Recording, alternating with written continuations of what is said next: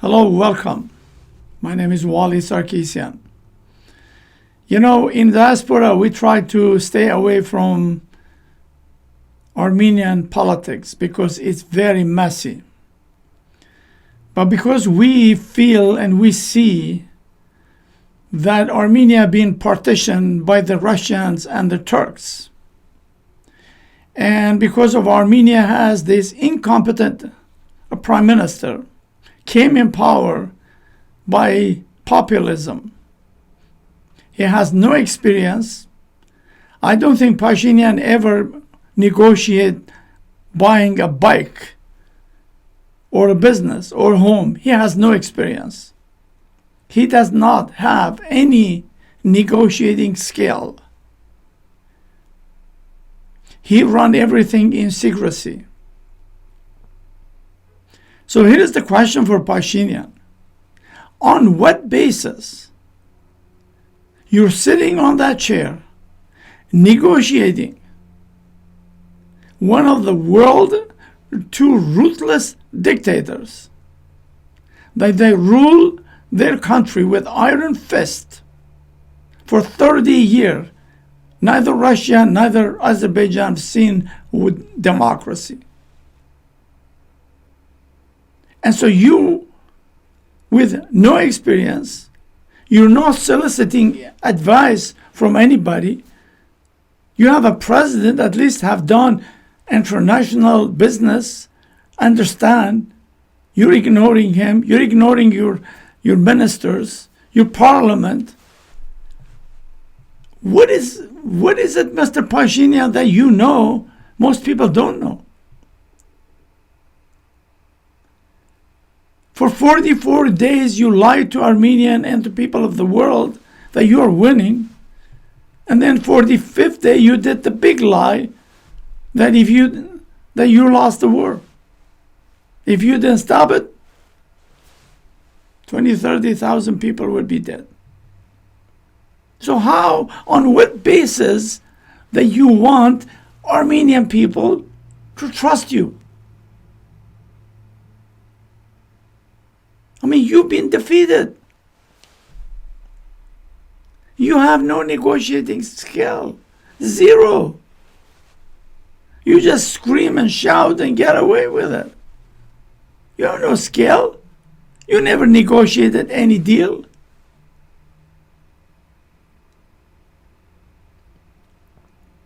You go sit around this table to talk about Karabakh, which is a political issue, yet you don't do that. You talk about economic issue, building railroad, communication lines, transportation lines to unite Turkey and Russia. What is in it for Armenia? What Armenia need that?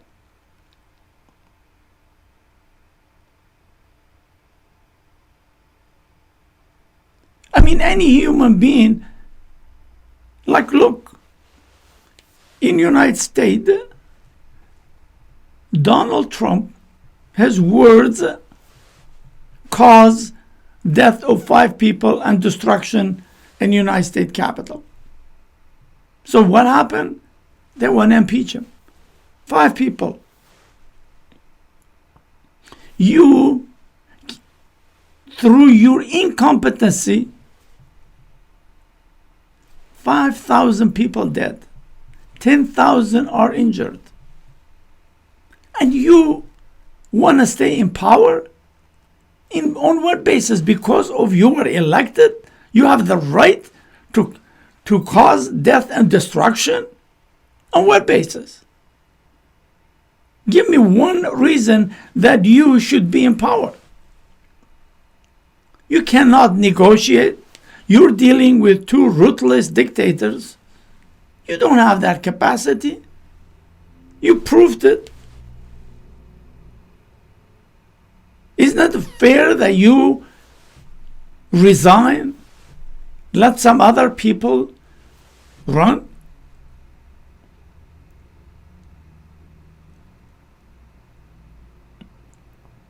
Here is my message to Armenians in Armenia. You should not just protest.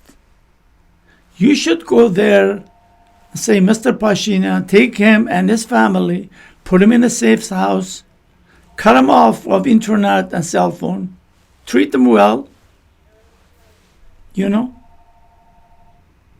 because Pashinyan is under threat. He is fearful of Putin. That's why Putin is keeping him in power, not himself. We all know how brutal Putin is. He's a soft-spoken, but he's a brutal man. Armenia is going to lose. All those railroad and transportation, basically they're taking over Armenia. And they're going to open up Turkish border. Turkish business is going to come in. And Armenia is a poor country. It's gone. What Armenians need to do, really, two things. One, you get a government like a dictator, because you cannot deal with a too ruthless dictator with a democratic way. It doesn't work. Never worked. You need a dictator in power, and someone who could talk tough with Russia. That's one. Number two is the people of Armenia. People, not the government, not leaders, people. They should go in front of U.S. embassy. Demand, ask, beg the U.S. government come and help them, because Armenia is going through second genocide. This is a genocide, what Pashinyan is doing. That's what, day in, day out. Don't go protest in the street and public square, in front of there. And an Armenian in diaspora, now they have a great opportunity that Donald Trump, which emboldened Turkey and Russia and Azerbaijan, it's gone. It's in 1 week, he's going to be disappearing. So Armenians in diaspora, they have to put together maybe 500,000 people or more, march into Washington, D.C. on a White House, go on their knees, beg United States government to come and help, because this administration, new administration, Biden, I don't think he has any love for Erdogan, neither for Putin. This is Armenian opportunity. Go there and demonstrate, beg, and ask for United States to get involved in it. Once United States sign a military treaty with Armenia, this is it. Nobody can touch it. Nobody. That's proof is Israel and all other places that the United States will liberate. And also remember, Russia never liberated anybody. Russia and Turks, they only understand occupation. America, they will liberate you if you do it a proper way and the right way. You better have better relationship with Georgia, with Iran, than Russia. Russia is not there to protect you. You witnessed. You, whoever is going to be leader of Armenia, has to go tell Russia, look, you give us crappy weapon, we could not fight. You watched our people were slaughtered, massacred by the Turks. You didn't do anything. You only came to help that which we call extortion, that you said, well, if you let me have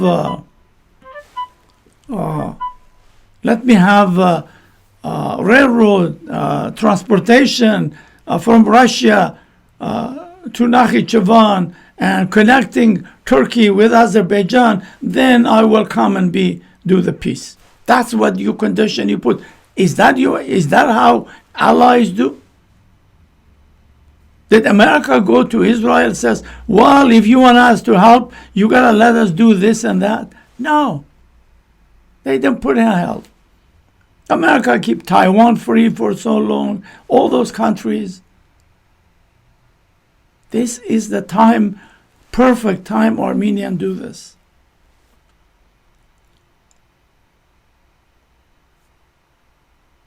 Otherwise, there will not be Armenia. Because I could project what is coming. We know what is coming. Russia, we know, because Russia has been blackmailed from everywhere. Russia has its own problem with Georgia, with Ukraine, and many other places. You don't need countries like Russia. You need United States of America to help you. And this is perfect timing. Thank you for watching this segment, and we have another segment talking about drone. Thanks. All right, so here is the drone story. We always heard Armenians drone and things like that. So what happened? In 2018, right? They had this drone, And as you could see there, let me just give me a second here. Right? Those drone. And then they said Vahan Vartanian, project coordinator of Pro-MAQ, told Armenia Press that the weapons have been successfully tested in all weather conditions. Here it is all the information. I'm not making up. So now I'm going to show you even a video so that you could see it. Here is the video. Ռումբա, այսպես ասած, ինքը նախատեսված է մինչև 20 կիլոմետր հեռավորության վրա օբյեկտների խոցման, որը թույլ է տալիս հակառակորդի այնպիսի օբյեկտներ խոցել, որոնք որ մեր ուղիղ տեսանելիության չեն կամ թաքնված են։ 20 կիլոմետր հեռավորությունից մենք կարող ենք իրան բաց թողել այդ շարավողով գտնվող ցանկացած օբյեկտ խոցելու համար։ Մեծ բիբը B3000-ը նախատեսված է հետախուզության համար 4-ից 5 ժամ թռիչքային ժամանակ ունի, մինչև 50 կիլոմետր խորության վրա։ B3200-ը բազմաֆունկցիոնալ է, ինքը համ կարա ծառայի հետախուզության համար եւ կարա որպես ռմբակոծիչ, տակ ավելացվում է առանձին կտոր, որտեղ որ ռումբերն են տեղադրվում, որոնք սահմանված տեղում կարող են բաց թողնել։ Մյուսը եւ հետախուզական է եւ խոցող, ինքն իրեն գնում խփում է օբյեկտին, նույն ձև հրեշի նման, մեջը կրում է մարտագլխիկ եւ ինքնաղեկավարումով կախված խնդրից 30-ից 50 կիլոմետր կարող է խոցել օբյեկտները։ Այսինքն օպերատորը իրան հրաման է տալիս, այդ հրամանով վերջի փուլում գնում խոցում է օբյեկտները։ Սա հրետանու համար նախատեսված անօթաչու է, որը որ կոորդինատները հաղորդում հրետանում կրակի վարման համար։ Կապի միջոցներն է մեր կողմից ստեղծված։ Որոշ փորձարկումներ անցել ենք, բավական բարձր ցուցանիշներ ունենք։ Շատ դժվար է խլացնելը, եթե այդպես հնարավոր լինի։ Ավելի շատ չեմ ուզում բացել։ Թռիչքներ իրականացրել ենք անձրևի, մառախուղի ժամանակ, ձյան ժամանակ, համենայն դեպս ոնց որ այդ փորձարկումները անցել ենք։ Ցող ղեկավարվող ռումբա, այսպես ասած, ինքը նախատեսված։ So there you go. I am not making up. That's what they told us. And I think I could even show you the date of that. Was there you go. It's on March 2018. Here. Now you could see right here. March 2018. This is in Pashinyan time. This is in Pashinyan time. This is not was like in other president time. So why he didn't do this? They knew this. They knew they shut down so many of Azerbaijani, the Israeli drone. This is before the war. So why were they not prepared? Why didn't do it? Did they lie? These things didn't exist? Or this was just a gimmick? If they did, why they didn't use it? But nobody in Armenia talk about this. This is the reason before the war, 4 months before, I made a video and I said, we need to set up a technology center in Greece. We build, design, develop those, and then we sell them to Armenia or give it to Armenia. Because in Armenia, there are so many Israeli spies, Russian spies, and Turk spies. There's a small country. It's impossible to hide stuff. We got to do it someplace secret. Nobody knows about it. So, this is all my thought. I'm really concerned about Armenia. Pashinyan has to go. Somehow, people have to get them out of there. Thank you for watching. Have a nice day. And share, please.